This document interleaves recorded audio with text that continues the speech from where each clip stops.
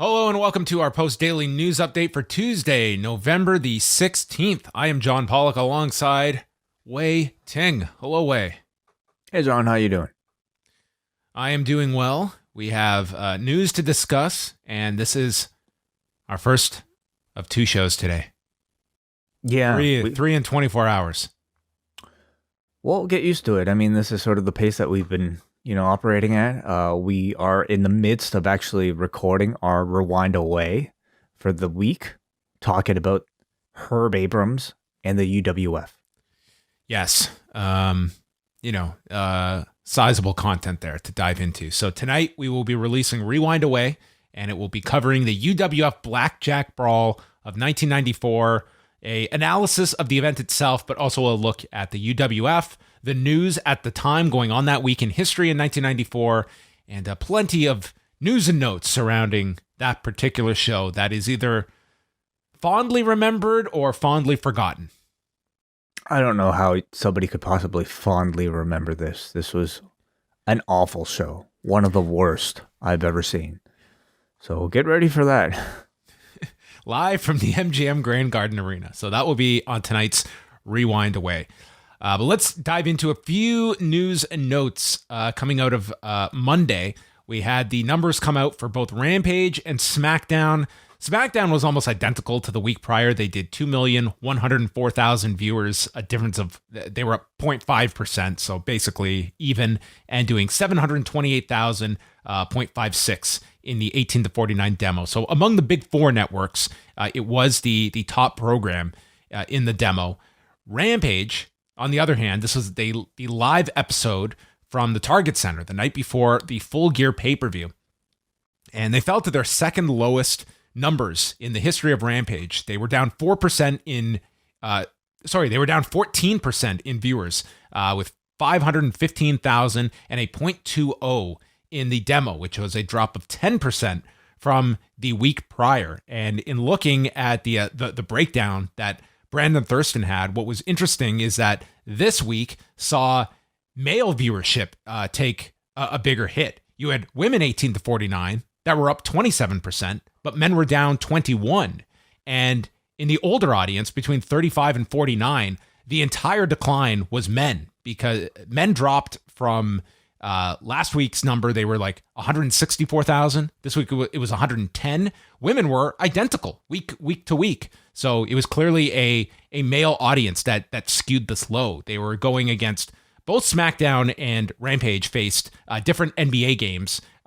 While there was also a U.S.-Mexico World Cup qualifying match happening on ESPN2 on top of it. So that was kind of what the landscape was like on Friday night, sports-wise. But for Rampage, I would say like it's a disappointing number, given that, number one, it was the night before the pay-per-view, and maybe correlating a bit that the Dynamite was not Dynamite, I think, was a fair number, but not the largest they have been doing of late. But this was also a live episode, but for whatever reason, it was on near the low end of Rampage numbers. I mean, it also wasn't really a very exciting card on paper. There were certainly no attractions, and I would personally think that, with most people maybe making plans to watch the pay-per-view on Saturday, they probably felt, Friday I'm going to go out, or I'm going to do something else that's not related to AEW wrestling. You're not going to watch the Countdown show right after?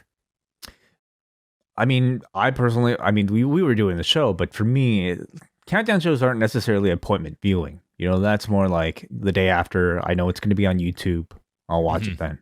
Yeah, you really are trained to know. And I mean, we don't even get the Countdown airing here in Canada, so that's your only option to watch it. But the Countdown did do 292,000 viewers, a 0.10 in the demo. So, it was 54th for the night. It was lower than what they had done for the All Out Countdown, but I mean, it was, it's a fine number for what it was. It's the importance of that is, did it drive any late buys towards the pay-per-view on Saturday night? And that'll be the big number to look at as you kind of looked at, they're coming off their all-time most bought show back in September. I don't think anyone was forecasting that they were going to replicate that number from September, but what do you think would be a success? We don't have the exact number for All Out, but Tony Khan has said it was over 200,000 buys. So what is a realistic number you would want to see from AEW, knowing that, this November pay-per-view has typically been the toughest one for them, running on a Saturdays when college football is on, but you are coming off your most bought show where you would hope that you show significant increases over Full Gear of a year ago, for instance. Right, and this is also a card with a match containing Bryan Danielson, a match containing CM Punk that were advertised, which you didn't necessarily have. Although most people probably were expecting Bryan Danielson to show up, but I feel if 200 is maybe too high of a mark. I mean, what were they doing prior? What were they doing before? All Out. What were they doing a year ago for a version of Full Gear? I would certainly think somewhere in between, would be a success. So from WrestleNomics here, who has their stats. So last year's Full Gear, they have listed 85,000 buys. The Full Gear before that in 2019, 80,000 buys. So relatively even year over year. I would expect a healthy increase over 85,000 buys. Do they hit 150,000? So the afternoon of, I was in my head thinking like 150 to 160 was kind of my guesstimate off the top of my head of where this pay-per-view might land. And I would say if they hit 150, that would be the second biggest number in company history. So I think given all those factors, I'd be happy with that number. Like before this, WrestleNomics has All Out listed at 205,000. Next to that is 135 for the Exploding Barbed Wire Deathmatch show back in March. So that's sort of your range. Like All Out was abnormally high from all previous AEW shows. So I don't think we're going to be hitting that. It just seemed like a perfect wave of everything for All Out. But I would say like if they hit 150, I think that'd be a very satisfying number. I would say anything under 120, 130, I'd be kind of disappointed with, because you have to have the thinking of the people that bought All Out. I don't think you could present a better show to convince people to come back and buy another one. But how much of that was people buying for curiosity of what they saw, of just other options in November versus a Labor Day weekend pay-per-view? But you would to me want to try and retain as much of that as possible. And I would say like anything below 130, I would be a little disappointed that many people did not opt to come back and buy. It really is a pay-per-view that was built off of Hangman Page versus Kenny Omega, and I think a lot of people's interest will come down to how much they've been following the Hangman Page storyline, how much they care about the Hangman Page storyline, and like for Punk and for Danielson, I mean, I think there's a lot of interest in an Eddie Kingston versus CM Punk from your AEW fan base, but is that the type of matchup that would have, garnered interest from somebody who's a lapsed WWE fan, or somebody who, was strictly there to see CM Punk for the first time in 7 years? I'm not exactly sure. Miro versus Bryan Danielson, I think those of us who've seen the repackaging of Miro and the repackaging of Bryan Danielson for that matter, in AEW would have been probably excited for it, but if you're a WWE fan, it's Daniel Bryan versus Rusev. Is that exciting? Is it as exciting as, say, the best matches that they could have made in like either one of those two versus a Kenny Omega or CM Punk versus a Bryan Danielson or something? Is that, I do think there are maybe more attractive mainstream types of matches like AEW is holding on to. But we'll see. Like if Hangman Page versus Kenny Omega could have sold 150,000 plus. Yeah, and I think coming out of this show, it's the Revolution pay-per-view is typically like that last weekend of February, first weekend of March. So that's a long gap between pay-per-views. And kind of what is your strategy going to be from now until then? Because you have a lot of big shows coming up. They've got the Chicago show the night before Thanksgiving. They've got the Long Island debut. They've got the debut on TBS. They've got this Battle of the Belts special that is targeted for early in 2022. Like that is just from now until the first week of January. And I think in the larger scope, like, again, we always talk about AEW that they are serving many different masters. Pay-per-view is still very much an important revenue stream for them, but television that is the long game, and that is, at the forefront, that you want to continually grow that television audience, because that is the big strategy for when these deals are up. So it's satisfying both audiences of keeping enough fresh matches that for 4 times a year people will spend $50, but at the same time putting out a lot of compelling matches on television. And in a perfect world, maybe you don't want to be putting Danielson on every single week, so that when he is on pay-per-view, there is that rarity of a big Bryan Danielson match. But at the same time, like, they have a strategy of Punk and Danielson wrestling pretty regularly, especially Bryan, who's doing a match every single week on TV. Yeah, totally. Yep. It's they have a lot of jugs to fill, and trying to balance every single one is part of the trick of modern professional wrestling promoting. It's not simply, putting on jobber matches on all of your TV shows to peak for a pay-per-view. It's making sure that everything feels like it's can't miss, and that's going to be tricky. But we'll see going forward if any booking decisions change as a result of some of these numbers. I mean, what would be a disappointing number, would you say, John? For this show, I think under 125, I think would be disappointing. Like, that would be, there's an expected drop off from All Out, but I think that would be above and beyond disappointing. And I mean, I say that at the same time when, if they were to say they did 120, you can look at it like that's the third biggest number in AEW history. But I think what it also would tell me that all these people bought All Out, and a sizable portion of them didn't come back for what looked like a loaded show on paper that had all of your big names that were introduced at All Out, and this story, like the culmination of a several year-long story of the rise of Hangman Page. So I would say, 125 would kind of be below that. I would be disappointed. Yeah, we'll see.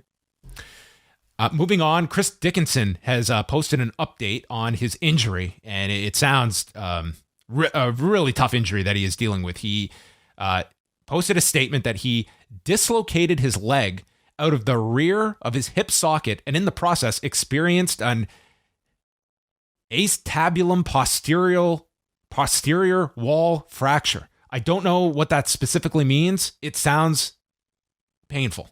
I believe it's like the hip, basically, like pretty some much sort of fracture on the hip. Awful. Yeah, just terrible. We were talking about the injury, not knowing exactly how severe it was, but it seems like the time frame is 5 to 6 months from what he said. Yeah, he said he had been told 6 months, but if he does everything right, they think that he could possibly do it in 5. So he, at the time of this posting, he had not had surgery yet. He said he was either going to be having it Monday or Tuesday at the latest. So by the time you're hearing this, he may be already have had his surgery. But it's going to be a lengthy recovery process for him, it's just unfortunate. There's no good timing for this. There has been a GoFundMe that was posted for him on behalf of him by Brody King as well. We had talked about like that. That's, the double whammy of this all is that not only is your career on hold, but you're also facing, significant medical bills on top of this. So we wish the best for Chris Dickinson. He's a very talented individual. I'm sure there's going to be a ton of demand when he comes back, but the important thing is to have a completely full recovery before you come back. 5 months can feel like a long time, I'm sure, if you're a performer who's used to the pace of working as he is, but it's not that long. Hopefully if all things go well. I mean, it's going to be a whole lot of pain and a whole lot of difficulty in this recovery, I'm sure, for something that sounds like, everything you do is going to be affected. Everything you do is going to be painful. Going to the bathroom is going to be painful. Getting out of bed is going to be painful. So he's still in California right now. He's got to get back home. Like he's based out of New York. So, we'll see how active he is. I will say, I think the silver lining for some of this stuff is the fact that, like, your story does get up there. I think there's a considerable amount of positive attention that, for people who, feel for him in a situation like this. And I think there's going to be a lot of interest in his return. And what's the landscape going to look like in 5 months? What is wrestling going to look like in 5 months? We're talking about a Ring of Honor that is going to look very different. What's New Japan going to look like in 5 months? So he might return. I think he's poised to be like in a pretty good position. Certainly. I mean, he's already embedded with New Japan Strong, and that certainly opens up the possibility of when travel resumes, of that being a potential outlet for him. He's gonna miss Mania weekend, fortunately, right? I guess so. It's going to be that would be pretty touch and go to be back the first weekend of April, which is, the golden period for independent talent to pick up dates. And what is WrestleMania weekend going to look like? April, are you expecting just the full out, all shows all over town, that it's going to be the hotbed, or do you think it'll be a little scaled down still? I don't think so. I mean, looking at just, the world right now, and I mean, it's going to be in Texas, right? Yep. I think everybody's going to try to run a show there this year. Ring of Honor, just on that note, they have now officially announced 3 matches for Final Battle on December the 11th with Bandito and Jonathan Gresham for the ROH title. Matt Taven and Mike Bennett, who the Honor for All special aired on Sunday night. It had already been taped, but they won the tag titles on that show from Kenny King and Dragon Lee. They will defend the tag titles against the Briscoes, who are your GCW champions, but it's just a ROH tag title match, and then a grudge match between Kenny King and Shane Taylor. So I've said this before, I'm curious of how they promote this show, because in many ways, I think people are looking at this as, at the very least, it's the end of this version of ROH, and it's kind of feels like a farewell show, even though it is going to be stated that we are not gone, we are just on hiatus. But I think many people are looking at this at the very end as, the end of this significant era of ROH, and it's going to be treated like a farewell show from the fan base. Yeah, it'll be interesting to see what sort of video packages perhaps that we may get, what sort of big promos we may get, what sort of big surprises we may get, maybe from, ROH names of the past. Can you anticipate perhaps the arrival of somebody like a Samoa Joe, or maybe even a Punk or a Danielson? I'm not expecting it, because I don't know, unless, I would say I'm not going to expect it. I guess it would be something cool to do for your audience. And again, there's something very tricky here with Ring of Honor, because I don't think you want this to seem like it's a complete farewell. Exactly. Short term, it would benefit them to promote this in that way, but that doesn't really jive with your vision of this is not the end. So it's a tricky show to promote in that sense. Like, it's the end, but it's not the end. Yeah, nor do you necessarily want like such big names to arrive that you can't promise will return when you come back in April. There's no guarantee anyone on this show is back for that April show. Like, you could have talent that is signed up by then. And that's going to be the case for ROH going forward. Like, you can map out these big show ideas, and without contracts, like you have no ability to do any kind of long-term booking. And from a business standpoint, like, just to run things like merchandise or licensing, like, you don't know who you're going to have at your disposal. Like, it's a complete change of the company and how they'll run this thing. Would you not at least assume that, the main champions will return? I mean, no.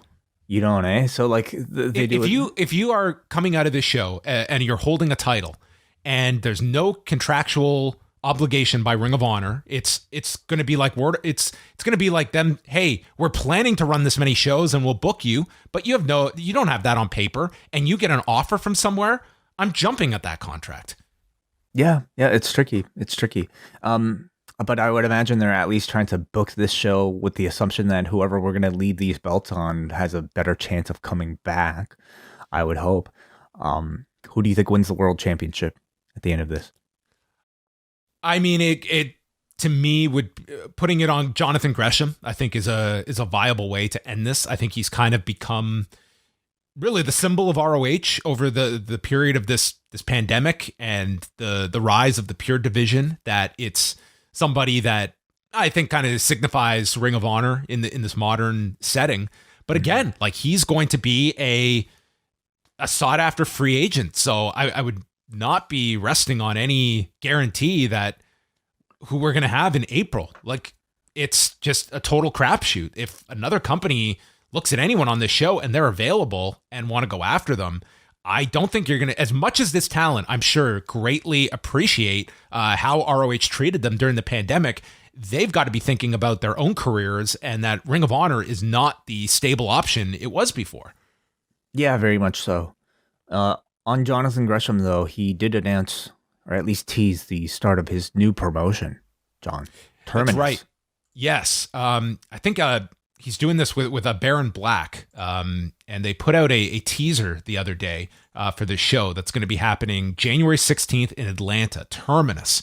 All roads, yeah. Modern age grappling. So, I mean, I guess the belief is some sort of shoot style, UWFI style promotion. Not a UWF promotion, but a UWFI perhaps. Yeah, which I think this kind of builds off of like the template that's been set with like a blood sport. Like, I don't look at this being like a large scale thing, but something that will have curiosity. Like, you have the person involved that would lend a lot of credence to this kind of event. And I think you've grown the fan base that is going to be interested in something like this, which I'm sure will have its outlet on Fight TV or something. So there'll be easy accessibility to watch this. At least judging by this, very brief teaser, the production looks really slick. So what sort of, TV, what sort of pay-per-view, I should say, production elements are attached to it. I'm very curious to see, because it looks like there's going to be a lot more thought put into this than your average independent wrestling show. One other note here that I sent to you earlier in the day, and I'm just going to read this from Variety. Anthem Sports and Entertainment has acquired Gravitas Ventures' 3,000 title content library from ProSieben's Red Arrow Studios for $73 million in cash. The transaction also includes an undisclosed amount of Anthem stock. The Toronto-based media company, headed by longtime CanWest TV executive Leonard Asper, plans to use the range of documentaries and narrative movies in the Gravitas vault to fuel new free ad-support streaming TV channels, which offer content owners a ready path to monetize movie and TV libraries. That's just the portion of the article you can read at Variety. But nonetheless, I think this just shines a light on the investment that an Anthem has behind it, that it can acquire a documentary library of $73 million, that this is a company that has sizable capital and investment behind it, and wrestling being, a portion of their portfolio. Yeah. I mean, it's a reminder to look at Impact Wrestling as just a piece of this bigger puzzle of Anthem's offerings, and it in itself is just, it's a content creator, and it's just more footage for their library that they could sell from what sounds like a Tubi type of ad supported streaming platform. Yep. So, which I think every single media company is just feeling like this is necessary to be in this game, is having your streaming platform. I just see the long term of that being that, like, we are rapidly moving into an era where I think you're going to have your big giants, and then it's everyone else. It's not unlike the current like ecosystem of pro wrestling, that there's only so much of your dollar that's going to make its way around the industry. You are going to have your central focus, and as everyone else looking for the remaining appetite that's out there from consumers. And maybe the idea is that, hey, if we can get 3% market share, that's a business plan we can make work. Yeah, I don't know if all these companies are out there to be industry leaders or be competitors. I mean, I think they're strictly there to be profitable. And I don't know enough about Gravitas Ventures or their library, but hey, it's cool to see that they're making moves. Yeah, and I would say, like, the difference in like the Sinclair ROH relationship to Anthem Impact is that there seems to be much less of a distance between the two, in terms of the, like, wrestling is a featured part of Anthem's portfolio, and with Sinclair, it's like Ring of Honor is it feels like it's another item in like a gigantic conglomerate that Sinclair Broadcasting is. Gravitas' recent releases include the ensemble comedy Queen Bees, top line by Ellen Burstyn and James Caan. Okay. Maybe some crossover potential in the future. Oh, okay. Well, James Caan. Yeah. They can promote a con appears on Anthem programming. Aha. A new con. Yeah. A different con. Final thing here is NXT tonight. The countdown is over. Tonight is the poker showdown between Cameron Grimes and Duke Hudson. Everything's on the line tonight. All right, cool. I hope they film this like it's like, Poker Stars. We get like the camera underneath the table. Like, yeah, I don't know, man. It's every week we talk about what's to come on NXT 2.0, and they're going down a completely different direction than I think what most of our audience is interested in. So it just feels more like, oh, what's wacky and wild tonight? And tonight it's the poker game. It's the poker game. It is Tony D'Angelo against Dexter Lumis. Jacket Time and Odyssey Jones against the Diamond Mind of Roderick Strong and the Creed brothers. And Dakota Kai against Raquel Gonzalez. Okay, interesting. And they've got to set up this War Games for December 5th. They've got like 3 episodes to build that show up. So I imagine the accelerated build for some of those programs that we'll see tonight. So can you imagine a War Games poker match? Ooh. Double table, double deck. And they play war. Wow, okay. That's the real War Games. You got 21, I got 22. Oh my goodness. Well, hey, War Games. Listen up next, everybody. They'll have a full breakdown tonight on Twitch. They will. Live 10:15 Eastern, twitch.tv/upnextpodcast. Braden Harrington and Davey Portman have you covered for NXT 2.0 coverage. So catch Rewind away. It will be dropping tonight for Post Wrestling Cafe members. On Wednesday, we'll be back with another daily news show, and then Rewind at Dynamite at 10:15 Eastern time. Hey, happy to announce that just over the past day or so, we've upped our YouTube subscriber base, I think by about 100 something. So we're currently sitting at 8,906. So we're only a little over 1,000 left to go before we hit 10K, which we hope to do by the end of November. So if you're watching on YouTube, or even if you're not watching on YouTube, go to youtube.com/postwrestling and hit subscribe. Subscribe. We appreciate all the feedback to those that have been checking out either the audio version of this or the video. You get to see our fine faces each day. youtube.com/postwrestling. Subscribe or else.